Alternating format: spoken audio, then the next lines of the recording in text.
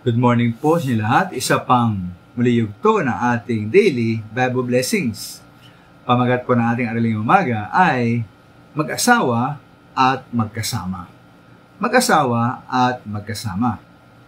Ayon po sa Biblia, ang isang mister at ang isang misis bilang mag-asawa ay isa na.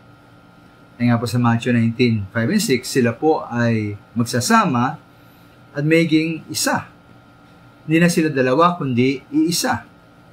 At ang pinagsama ng Diyos ay huwag paghiwalayin ng sinuman. E bilang mag-asawa, normal lang po na ang dalawang to ay magkasama sa kanilang gawain. Ngayon po ang mahalagang tanong dito ay ito. Ang mag-asawa o magkasama, ba sila ba ay magkasama sa mabuti o magkasama sa masamang gawain? Isa pong halimbawa po na mag-asawang magkasama sa masamang gawain ay sila Ananias at Safira.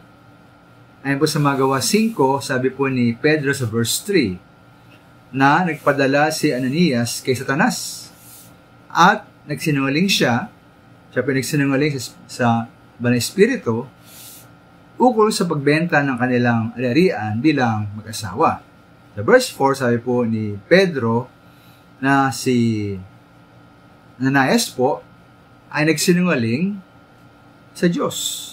Sa verse 9, sabi po ni Pedro kay Safira naman na mag-asawa ay nagkaisang subukin ang Espiritu ng Diyos. Ang mag-asawa nga po ay nagsinungaling at pareho silang namatay. Ngayon po sabi naman ng mga minamahal ay ang mag-asawang Aquila at Priscilla. Ayon po sa Magawa 18, nakasama ni Pablo ang mag-asawa sa pinirahan at trabaho.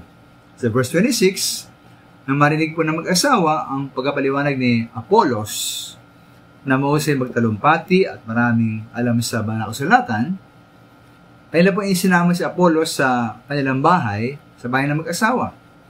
Doon pinaliwanagan si Apollos ng mabuti tungkol sa mga bagay na hindi pa niya nalalaman tungkol sa daan ng Diyos.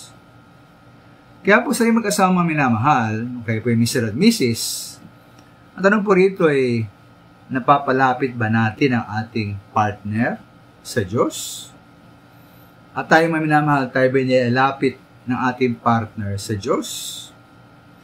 Nawa po huwag tayong mangyari sa atin, mga mag-asawa, ang nangyari po kay Ananias at Safira.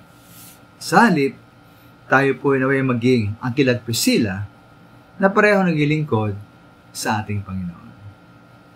Maraming salamat po.